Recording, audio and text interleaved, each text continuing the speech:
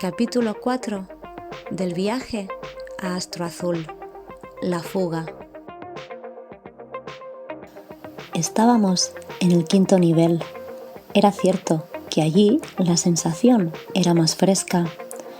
Como trataba de recuperarme rápido y de recuperar algo de comodidad visual, no reparé demasiado en el camino esta vez. Lo cierto es que me seguían lagrimando ocasionalmente los ojos y me los notaba irritados y ahora más fotosensibles de lo normal. No tuvimos que caminar demasiado para llegar a una gran estancia, semejante a la que estuvimos el día anterior, con una gran mesa dispuesta para reuniones. Allí estaban algunos miembros del Consejo Azul de 13, presidido por un ser de raza leónida, de color blanco, con ojos azules, que me dijo era de Sirio. También había más gente, algunos dirigentes, emisarios y curiosos, como Olmec ya me había explicado. Lo cierto es que en esa ocasión yo me limité a observar. Ya me habían dado directrices en otras ocasiones y también el día anterior, de modo que tan solo se limitaron a recordármelas. Básicamente eran protocolos de comportamiento, tolerancia y respeto. Después fue a Olmec a quien se dirigieron y yo entendí que estaban hablando de ese programa, que él más tarde se negó a explicarme con detalle, pues me dijo que creía que era mejor limitarse a hacer cada día lo adecuado. Me explicó que cada 3 días tendríamos un día libre para tomárnoslo como disfrute personal. Durante los otros 3 días me mostrarían sitios y lugares, me harían interactuar con ciertos seres, también me proponían participar en algunas actividades y en algunos eventos. Tendría ocasión de presenciar trabajos y estudios y de interactuar si así lo deseaba. Lo que debía quedarme claro es que yo estaba allí para aprender y para enseñar. Lo primero lo tenía claro, lo segundo no tanto, aunque no tardaría en entenderlo. Realmente había muchas cosas a hacer y debíamos empezar ya. Me explicó que lo primero y más importante en el programa era hacerme una revisión clínica y aprovechar para paliar mi malestar ocular, que era debido a las distintas atmósferas y radiaciones. Me harían también un muestreo genético y un control del nanoimplante, aquel que hacía 1 año y medio me habían puesto. De modo que de nuevo volvíamos a las cápsulas transportadoras de la membrana rusa. Sí, tuve que inventarme nombres, como ya os habréis dado cuenta, para poder relacionar e interpretar las cosas nuevas que mi cerebro experimentaba. Esta vez el efecto duró algo menos y adiviné que conforme más lo utilizase, más menguaría. Lástima. ¿Y ahora dónde vamos? Al laboratorio genético, a mi zona de trabajo, me dijo Olmec. Me emocioné. Tenía tantas ganas de volver allí porque ese lugar sí que lo recordaba, o al menos un poco, y me gustaba la idea de verlo en su lugar de trabajo, desarrollando lo que más le gusta, desempeñando sus tareas, desenvolviendo sus investigaciones. No me verás trabajar demasiado, Aurora. Mientras estés aquí, mi trabajo eres tú. Atenderte, guiarte, estar contigo, asegurarme de que se cumple el programa y asegurarme de tu bienestar. Sí que es cierto que deberé cumplir ciertas tareas, pero eso es todo. No te preocupes, aprovecharemos los días libres, me sonrió Olmec. Pensé que, por lo menos, me enseñaría su puesto de trabajo, la maquinaria que utiliza, si se le puede llamar así, algunos ensayos suyos, que sabría yo. Pero no. Resulta que era cierto que el programa era apretado, sobre todo al principio, pues me llevó directamente por un pasillo que, en avanzar un poco, entendí que íbamos a una zona distinta. Aquí los pasillos eran del color del metal y los techos no eran tan altos.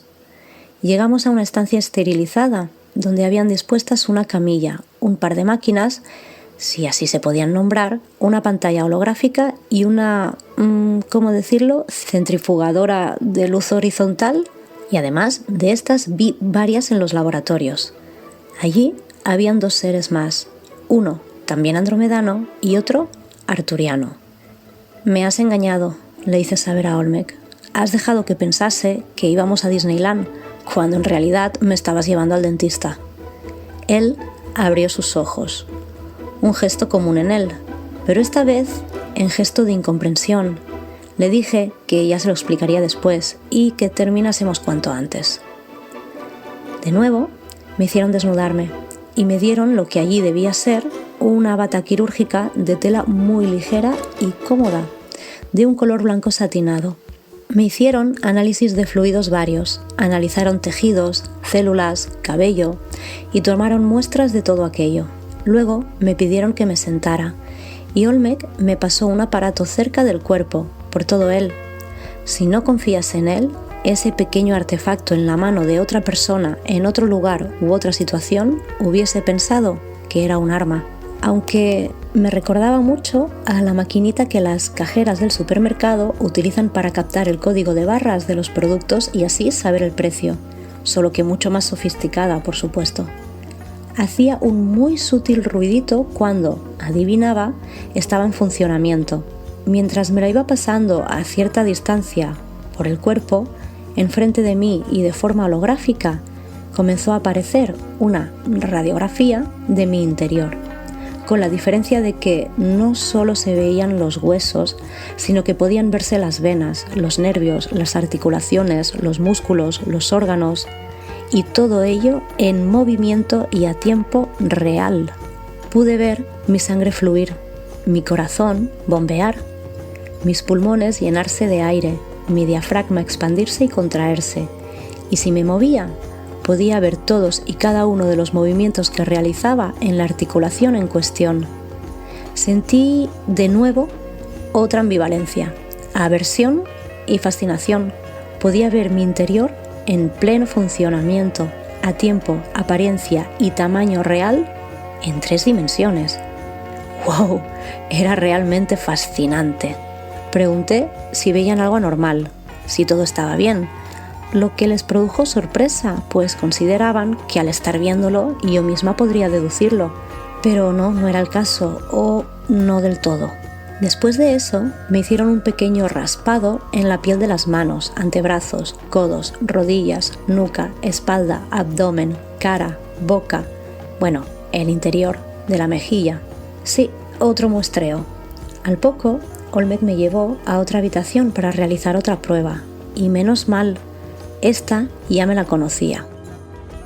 Detrás de una pantalla de lo que parecía vidrio, pero no sabía si era vidrio, había una masa líquida azul que me recordaba tremendamente a la luz líquida, aquella luz con la que me habían desinfectado al llegar aquí, aunque su aspecto no era exactamente igual.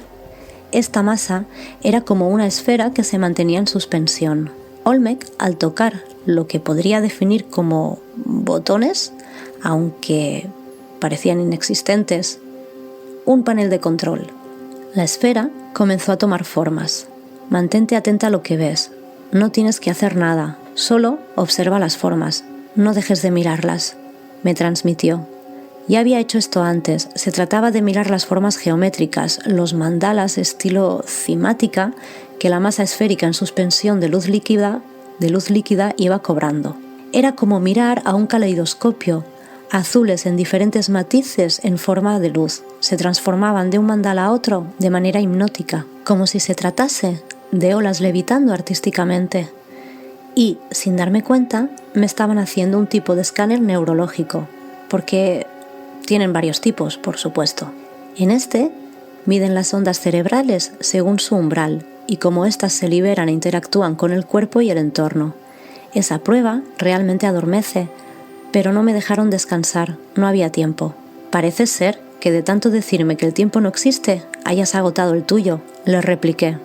Poco después, volvimos a la estancia del laboratorio clínico donde estábamos al principio.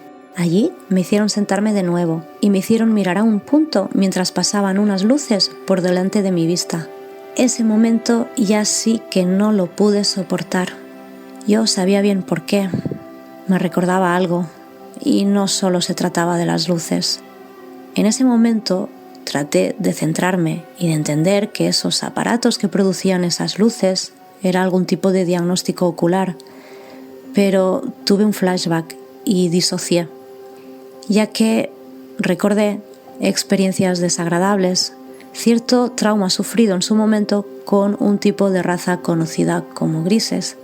Y para mí esas experiencias fueron realmente desagradables, incómodas y dolorosas, pues las viví como raptos y mi mente pareció quebrarse en ese momento. Las veces que estos, para mí, seres desagradables me habían visitado, el trato había sido muy desagradable y traumático, siempre sin mi consentimiento y a la fuerza. Yo sabía que ellos ya habían llegado cuando me despertaban unas luces pasando fugazmente por delante de mis ojos aún cerrados. Eran como flashes muy fuertes y brillantes que me producían paradójicamente esas lucecitas que ves cuando una luz muy fuerte te ciega y por unos momentos no ves nada. En ese instante ya era imposible revertirlo, ya que no podía hacer nada porque estaba inmóvil. Era capaz de oírlos, de sentirlos, de verlos e incluso, si me esforzaba, de hablarles o tratar de comunicarme telepáticamente con ellos, pero de nada servía, no podía moverme, por más empeño que pusiera en ello. De modo que, con hambre, confusa, agobiada y asustada, salté de allí, comencé a correr, salí de la estancia sin saber a dónde iba, salí al laboratorio y busqué una esclusa para salir también de allí. Pero ese laboratorio es enorme, con diferentes y abundantes sectores, mucho más grande que cualquier hospital de referencia del que yo haya sabido. Y solo conseguí perderme más. Me dejaron espacio al marcharme, nadie me siguió. Sabían a qué se debía mi repentino nerviosismo y malestar, ya que ellos podían sentirme y compartir las imágenes que en mi mente aparecieron en forma de recuerdos. Y ahora, perdida y aún más confusa, la rabia y la vergüenza se apoderaron de mí. Llegué a un corredor estrecho y vi una pequeñita esclusa, demasiado pequeña como para ser la vía de entrada o salida hacia alguna parte para un andromedano, pero sí para mí. Sin pensarlo, actuando automáticamente, la abrí costosamente y descubrí una pequeña cavidad, como un hueco en la pared, de cuyo bajo techo colgaban unos tubos blancos y grises que, por el sonido, parecían transportar aire a presión por intervalos cortos. Me metí ahí, volví a cerrar la esclusita, me senté, casi en cuclillas, abracé mis rodillas y me eché a llorar. Tan solo era mi segundo día allí, si es que la llegada podía contarse, y ya había montado el primer numerito. Seguía demasiado nerviosa como para saber con exactitud qué respuesta dar si alguien me hubiese preguntado en ese momento por qué lloraba. ¿Era por lo que esas luces me habían hecho recordar? ¿Era por la impotencia de no haber podido hacer nada en esas experiencias? ¿Era por rabia de saber lo que me habían quitado? ¿Sensación de pérdida? ¿Sensación de ridículo por comportarme de una forma tan impulsiva en una sociedad tan avanzada? Y seguramente, tal vez una mezcla de todo. En ese momento, la pequeña esclusa se abrió y entre lágrimas y sollozos pude ver la cara sorprendida de alguien que no había visto antes. Era un hombre andromedano de una raza distinta a la de Olmec, aunque realmente semejante, pero su piel era azul, de un azul realmente claro, no como el azul intenso e incluso oscuro al que yo estaba acostumbrada. Al verme llorar y mirarme de arriba abajo, imagino que viendo que solo llevaba esa especie de bata quirúrgica, me preguntó cortésmente si podía entrar. No entendí su intención, pero le dije que sí. Me pidió que me hiciese a un lado. Entró con dificultad. Se sentó encurvado como pudo y cerró de nuevo la esclusa. Se quedó unos segundos en silencio, mirándome, y me di cuenta de que los tubos, que ahora pude observar que eran de aspecto semiorgánico, ya no hacían ruido, estaban totalmente inmóviles. Tiernamente me preguntó qué me había ocurrido para que decidiera esconderme. ¿Me estaba escondiendo? Supongo que sí, o a menos eso parecía. Le expliqué lo ocurrido, disculpándome por la dificultad al hablar debido al llanto y a los nervios, ya que en ese momento me sentía incapaz de comunicarme telepáticamente. Y yo, Ya sabía que ellos me entienden igualmente, pues entienden tu intención, tu pensamiento. Él escuchó pacientemente, sonrió y me dijo que lo estaba llevando muy bien, que dejar mi mundo para visitar este era una decisión de valientes y que todo lo que mi cerebro había tenido que procesar en tan poco tiempo era suficiente para desorientar a un cerebro tan físico, a un cerebro que estaba descubriendo un mundo nuevo que escapaba de toda ley física que conociera, pues probablemente en ese periodo de tiempo había visto más cosas, sobre todo nuevas, que en toda mi vida. ¿Tenía razón? ¿Había sido valiente o solo curiosa? Estuvo un rato más comunicándose conmigo, calmándome, dándome seguridad e incluso ánimos, y cuando conseguí calmarme casi en mi totalidad, me dijo: deberíamos volver ya. En la clínica se han vuelto un poco locos cuando no has vuelto.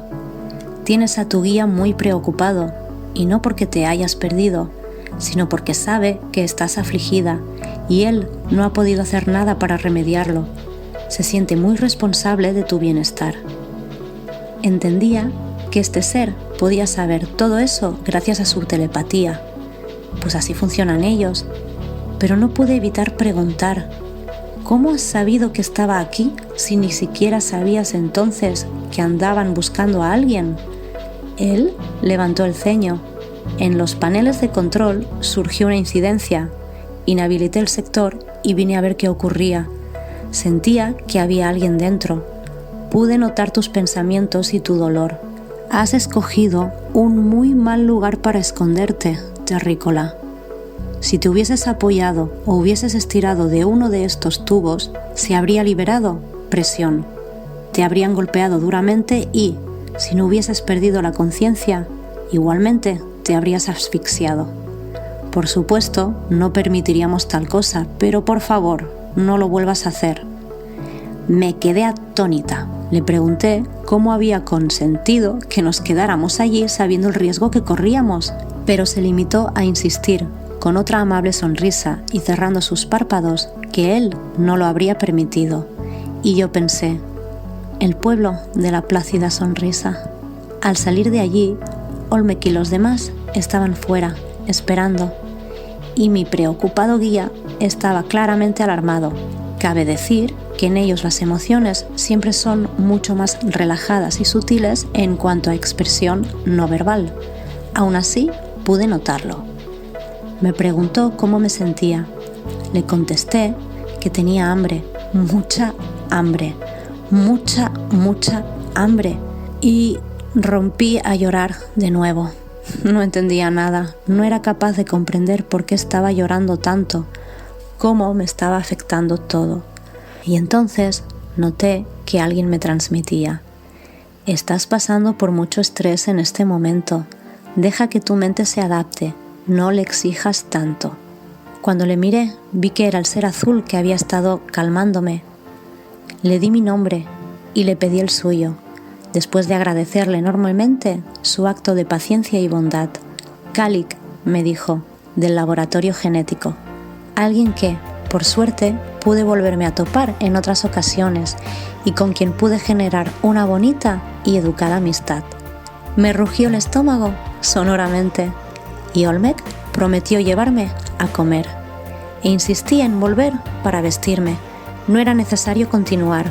Podíamos tomar un descanso para comer y seguir después, pero sabía que estaba pasando vergüenza y no podía permitir bajo ningún concepto que su guiada sufriese esa incomodidad. De modo que volvimos a casa.